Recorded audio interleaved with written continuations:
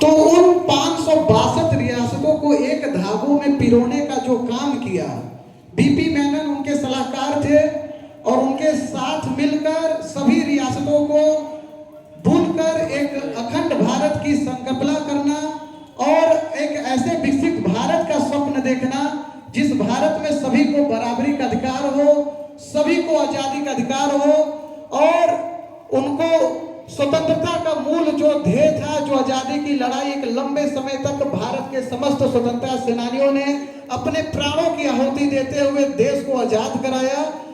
और सबसे विचित्र जूनागढ़, हैदराबाद ये ऐसे स्थान थे जहां पर जनमत संग्रह के, जहां सैन्य शक्ति की आवश्यकता पड़ी तो वहां सैन्य शक्ति का भी प्रयोग किया। साम दाम दंड भेद का एक अद्भुत संगम बनाकर भारत को एक राष्ट्र के रूप में संपूर्ण विश्व के समक्ष रखा। और आजादी के बाद जो भारत में सर्विस कमीशन था, जो यहाँ पर अधिकारी वर्ग थे, उसको हटाते हुए इंडियन सर्विस कमीशन की स्थापना करना, वहीं से लोक सेवक की भावना को उत्पन्न करना, ऐसे अद्भुत विचार रखने वाले और अखंड भारत, संपूर्ण भारत को एक धागों में पिरोने वाले, 562 विरासतों को एक साथ मिलाने वाले भारत के प्रथम गृह मंत्री, उप प्रधानमंत्री सरदार वल्लभ भाई पटेल जी की आज हम जयंती मना रहे हैं। तो उनके जयंती के अवसर पे आज हम कुछ विषय बिंदुओं पर आकलन करना और वर्तमान परिवेश में जो वास्तविकता हमारे आंख के समक्ष दिख रही है, तो हम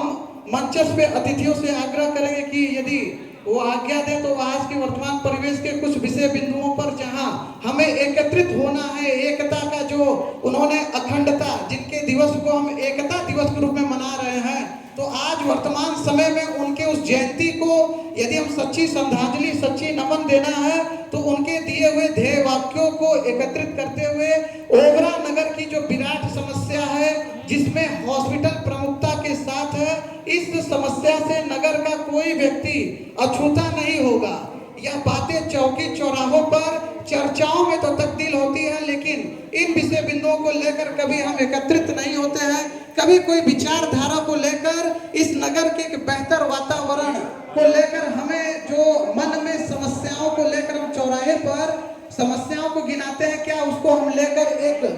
ध्येय, एक विजन सरकार, क्योंकि वर्तमान सरकार सभी मूल विषयों पर काम करने का काम कर रही है, बशर्ते यह है कि जो मूल समस्या है, मूल समस्या चौराहों पर और टीका टिप्पणी में सीमित रह गया है, वह कभी विराट रूप नहीं ले पा रहा है, जिस कारण एक विराट समस्या, चाहे हॉस्पिटल की समस्या हो, चाहे नगर में यह जो थर्मल पावर है, जिसकी प्रदूषण की समस्या आज किसी से छुपी नहीं है, बंद कमरों में भी जो प्रदूषण का जो अंश है जिस प्रकार से समाहित हो रहा है, आज अधिकांश जनमानस की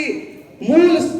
दिनचर्या सफाई में व्यस्त हो जा रही है, लेकिन सफाई हो नहीं पा रही है। तो ऐसे मूल विषयों को लेकर हम एकत्रित होकर उनके चरणों में वंदन करते हुए एक ध्येय को लेकर नगर की जो मूल समस्या है, जैसे इंटर कॉलेज का निजीकरण हो जाना,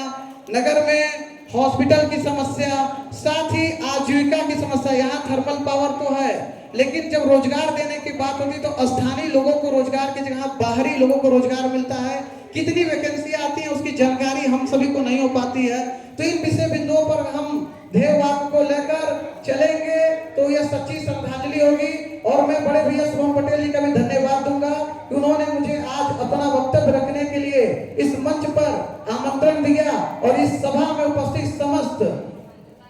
लोगों को भी धन्यवाद दूंगा कि वो मेरे विषयों को सुना। और अंततः सरदार वल्लभ भाई पटेल के चरणों में नमन वंदन करते हुए अपने वाणी को विराम दूंगा। जय भारत माता की जय। धन्यवाद।